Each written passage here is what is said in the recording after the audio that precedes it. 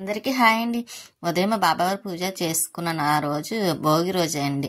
అందులో 2 రోజులు పెట్టలేదు కదా, అందుకే వీడియో పెట్టడం కూడా లేట్ అయింది.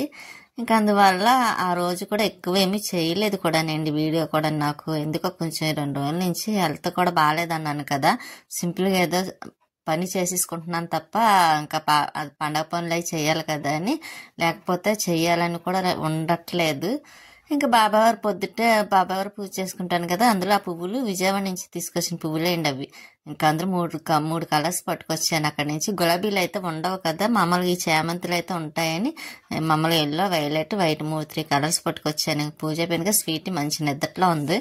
దానికి బొట్టు పెట్టినట్టు కూడా దానికి తెలియలేదు, చెవు కదిపింది. కానీ ఇవిగోండి చేమంతులు మొత్తం 3 కలర్స్ ఏమో చాలా రోజులు వస్తాయిలేండి. ఎక్కువైతే దాంట్లో గుచ్చితే ఒక ట్రిప్తో అయిపోతాయి కదా, అందుకే దాంట్లో గుచ్చలేదు.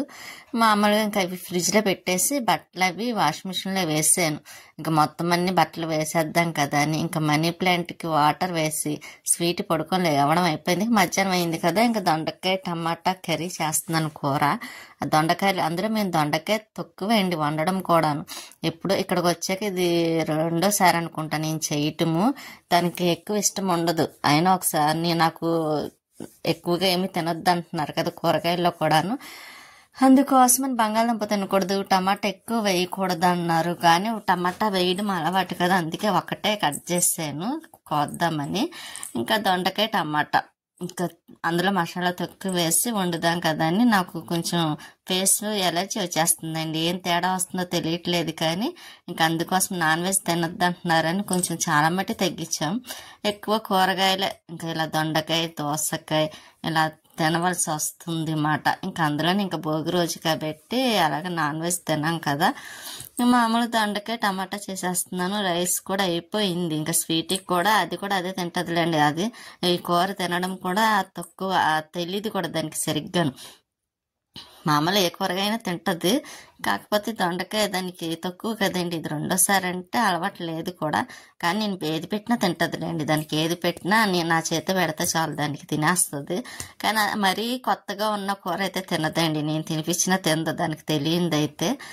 సరే మేము తింటున్నాం అంటే ఇప్పుడు తింటది అన్నమాట. నేను తింటున్నానంటే తింటది తప్ప లేకపోతే తినదు కొత్తగా ఉంటే. నేను ఇంకా దొండకాయ వేసాను. అది మగ్గిన తర్వాత అప్పుడు కూర అయిపోతే స్వీట్కి కూడా పెట్టేస్తాను. ఇంకా స్వీట్ చూసారా, ఇంకా కొద్దిగా పసుపు వేసాను కానీ కలర్ మాత్రం భలే కనిపిస్తుందండి. ఇంకా పైకి వచ్చానండి. ఎందుకు అనుకున్నారా, స్వీట్కి స్నానం చేయించాలని దాని టవలో పైన వేసాను. అది పోయింది, కనిపించలేదు. గాలికి ఎట్టన్నా వెళ్ళిపోయి పడిపోయిందేమో తెలీదు. ఇంక సరే కనిపించలేదు కదా అని పువ్వు చూసారా, మొగలి పువ్వులు భలే స్మెల్ వస్తున్నాయి.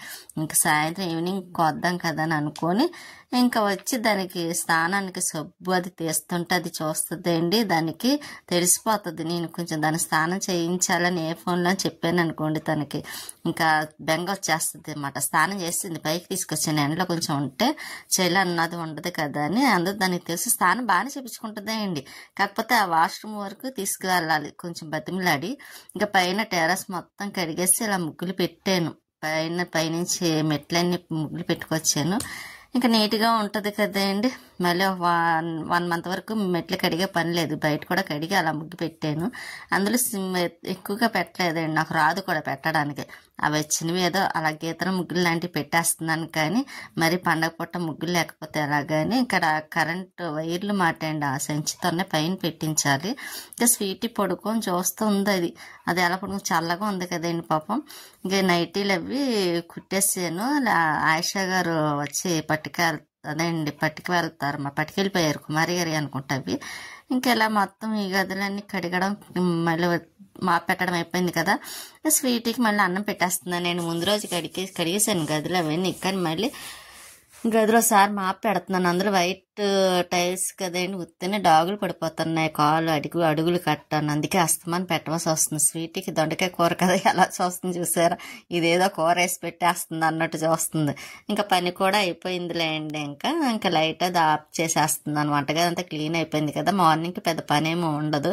ఇంకా ఫ్రెష్ అయ్యి మార్నింగ్ పూజ చేసుకోవడం వరకే. ఇంకా నైట్ అలాగే టిఫినే కాబట్టి పెద్ద పని ఏమి ఉండదండి. ఉంటానండి, నెక్స్ట్ వీడియోలో మళ్ళీ కలుస్తాను.